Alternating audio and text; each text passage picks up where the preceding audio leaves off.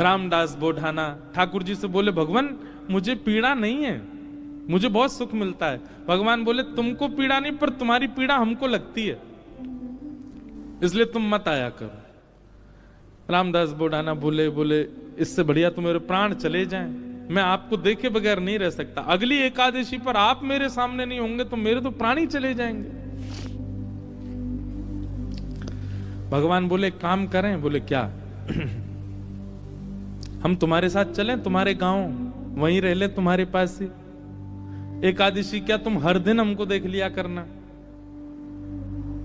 रामदास बोढ़ाना घुटनों पर बैठ के रोने लगे, बोले, हे द्वारिकेश, ये कैसी आज्ञा कर रहे हैं आप, ये असंभव है।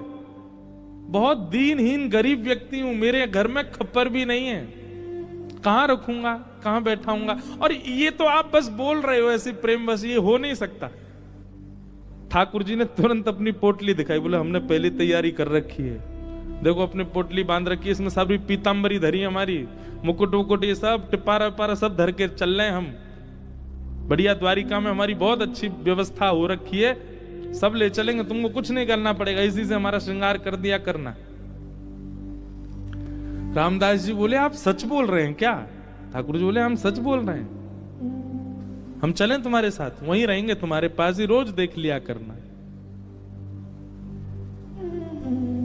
रामदास जी बोले, फिर द्वारिका का क्या होगा?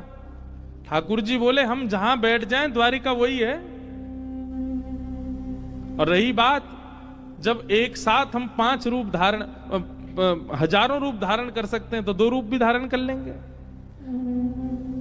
आज तक तुमने एकादशी जिस रूप को देख करके की है, वो रूप तुम्हारे पास रहेगा, यहां एक दूसरा व्यवस्थित हो जाएगा। रामदास जी को पूरी तरह यह विश्वास हो गया कि ठाकुर जी मजाक नहीं कर रहे, ये सच बोल रहे हैं, ये चलेंगे मेरे संग। नियम का फल ये मिलता है। देखो, एक नियम को जब व्यक्ति तत्परता से करता है तो ठाकुर जी ऐसा देते हैं उसको। कई लोग कह देते हैं एकादशी पर भूखे रहने से भगवान को कोई, इससे थोड़ी प्रसन्न होंगे भगवान। ठाकुर जी प्रसन्न नहीं होते हैं, पर आपकी तत्परता ठाकुर जी देखते हैं। आजकल बच्चे ऑफिस जाते हैं, ऑफिस का टाइम क्या 9 बजे, अब कोई आवे 9:30, कोई आवे कोई आवे 9:45। अब उसको सब लोग, जो टाइम पे आने वाला बच्चा, उसकी सब मजाक उड़ाते हैं, बोले तू भी क्या पागल है, 9 ही बजे आ जाता है बिल्कुल। अरे सैलरी ले रहे हैं, मेहनत करनी है, ठीक है, टाइमली, ठीक है, थोड़ा आधा पौना घंटा ऊपर नीचे चलेगा, लेकिन वो बालक कहता नहीं, ये मेरी तत्परता, मैं 9 बजे ही आऊंगा। और वो 9 बजे आने वाला बालक, वो कभी ना कभी उसका जो बॉस होता है ना, वो खुश होकर के कुछ तो उसको देता है, उसको थोड़ा अपग्रेड कर देता है। सिंसियरिटी, आपके कार्य के प्रति आपका स्वामी देखता है।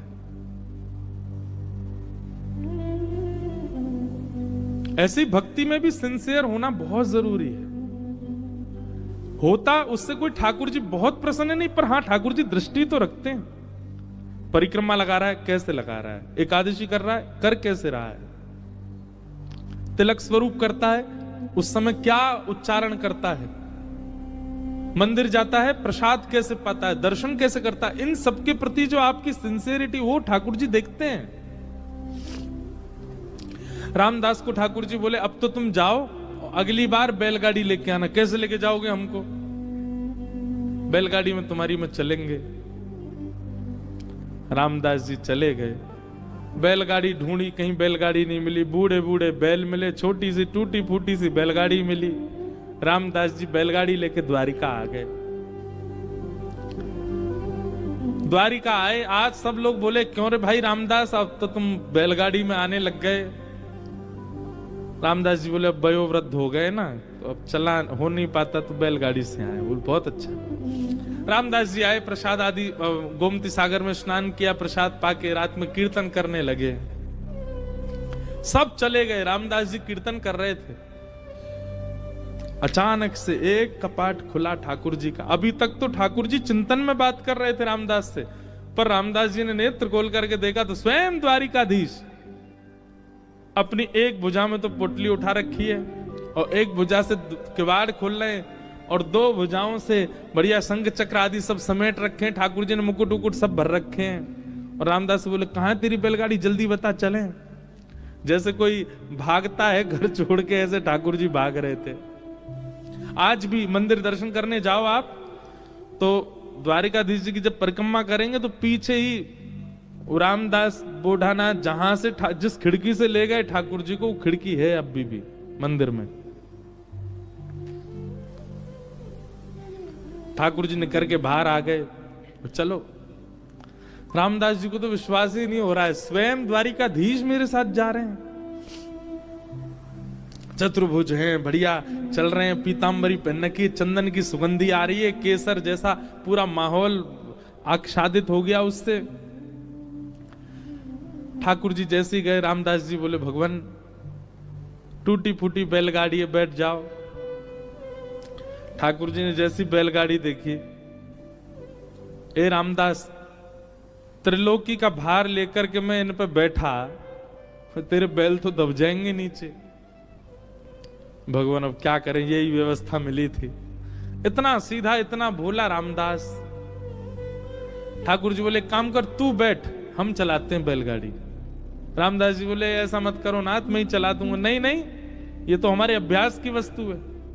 अर्जुन के खूब हमने रथ हांके हैं, बहुत दिनों बाद बैलगाड़ी मिली, चलो हांके थोड़ा इसको।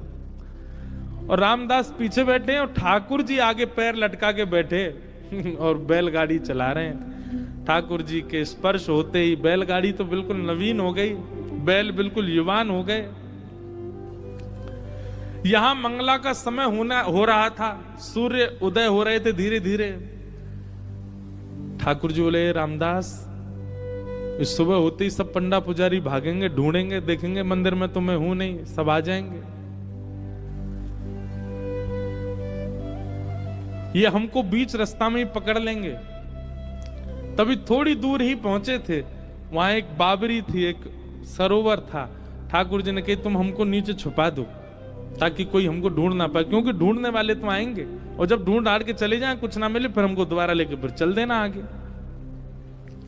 रामदास जी मनी मन इतने प्रसन्न हो रहे हैं, बोले ठाकुर जी आपको क्या पड़ी है जाने की मेरे साथ। अरे मैं तो मना कर चुका हूं 5 बार कि ठाकुर जी आप यहीं रह लो, पर नहीं, उन्हीं की इच्छा है जाने की। जब मन ऐसा भटकता है ना ठाकुर जी में, तब ठाकुर जी ऐसा करते हैं।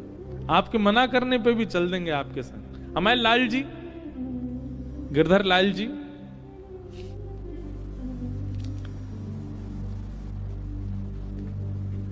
ये ऐसे ही आए हमारे पास। जब प्राप्त हुए थे ना, तो एक बार मैंने तो, अब बोलने में अटपटा लगता है, पर एक बार मैंने तो यही कहा कि मुझे तो श्रृंगार आता नहीं, मुझे सेवा आती नहीं, कैसे करूंगा, कैसे संभालूंगा, कैसे इनकी नथ बेसर धराऊंगा, कैसे इनके नेत्र श्रृंगार, कैसे मुकुट पाक कैसे बनाऊंगा। ये अभी जो ये स्वरूप दिखा आपको, दिखा उसमें, ये साल में एक बार हमारे गिरधर लाल जी जगन्नाथ जी बनते हैं, ये तब का स्वरूप है, रथ यात्रा वाले समय पर। ठाकुर जी को जगन्नाथ, और जो वैसे रूप है वो वाला भी दिखाओ जो सामान्य है। सामान्य सबने देखे ही हैं, श्रीनाथ जी के रूप में हमारे लाल जी हैं, और नेक्स्ट से हैं, छोटे से, पर ये आए स्वयं, और ये स्वयं ही आते हैं, आप नहीं लेते हैं।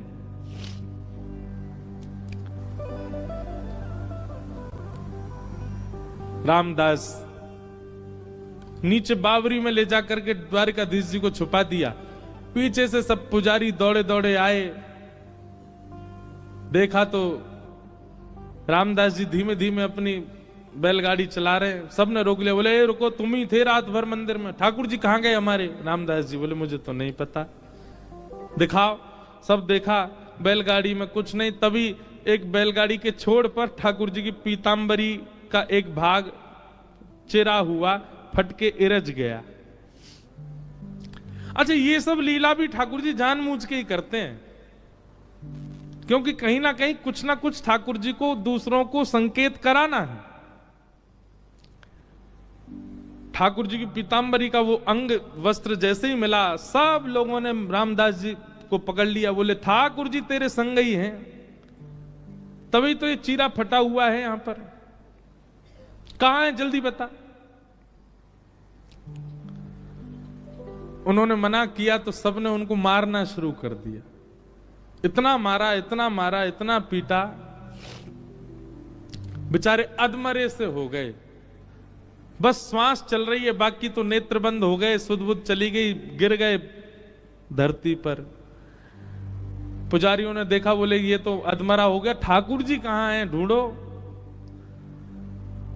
पास ही सरोवर था, उस बावरी में जाकर के जैसे ही देखा तो बावरी का जो जल था वो रक्त मंडित हो गया, पूरा जल रक्त से भर गया। देख करके सब लोग घबरा गए, सारे ब्राह्मण बोले ये जल इसका कैसे हो गया, ये जल आ कहां से, ये रक्त आ कहां से रहा है। दौड़ करके जाके देखा तो एक जगह ठाकुर जी विराजमान थे, और जहां जहां रामदास जी को डंडे मारे गए वहां वहां श्री द्वारिकाधीश जी के श्री अंग पर भी डंडे के निशान, और हर स्थान से रक्त निकल रहा था।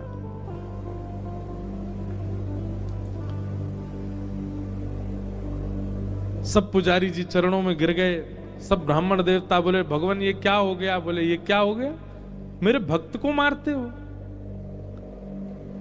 मेरी इतनी आराधना करी, मेरी इतनी सेवा करी, इतना अर्चन किया, उसके बाद भी ये नहीं समझ पाए कि मेरे भक्त और मुझ में कोई अंतर नहीं है। सब क्षमा याचना करने लगे। ठाकुर जी बोले अब कुछ नहीं होगा, अब तो हम रामदास के साथ ही जाएंगे और वहीं रहेंगे। और ठाकुर जी सब देखते रह गए, लेकिन रामदास जी के साथ में ऊपर आए ठाकुर जी, और आकर के रामदास जी को जैसे हृदय से लगाया, सारे घाव ठीक हो गए, और कहा ले चलो हमको। ठाकुर जी गए सीधे और डाकोर जी में जाकर के रामदास जी के यहाँ विराजमान हो गए, और उनका नाम पड़ा रणछोड़ राय भगवान। बोलो रणछोड़ राय भगवान की। रास रचो है, रास रचो है, आज यमुना के नारे महारास रचो है। रास रचो है, रास रचो है, यमुना के नारे महारास रचो है। रास रचो है, रास रचो है, आज यमुना के नारे महारास रचो है। रास रचो है, रास रचो है, यमुना के नारे महारास रचो है। हे राधा नचे, ओ राधा नचे, हे राधा नचे, कृष्ण नचे, नच गोपी जन, राधा नचे, कृष्ण नचे, नाच गोपी जन। क्योंकि मन मेरा बन गया सखी रे पावन वृंदावन। मन मेरा बन गया सखी पावन वृंदावन। हे मन मेरा बन गया सखी रे पावन वृंदावन। मन मेरा बन गया सखी पावन वृंदावन। ओ रास रचो है, रास रचो है, आज यमुना के नारे महारास रचो है। रास रचो है, रास रचो है, यमुना के नारे महारास रचो है। हे रास रचो है, रास रचो है, यमुना के नारे महारास रचो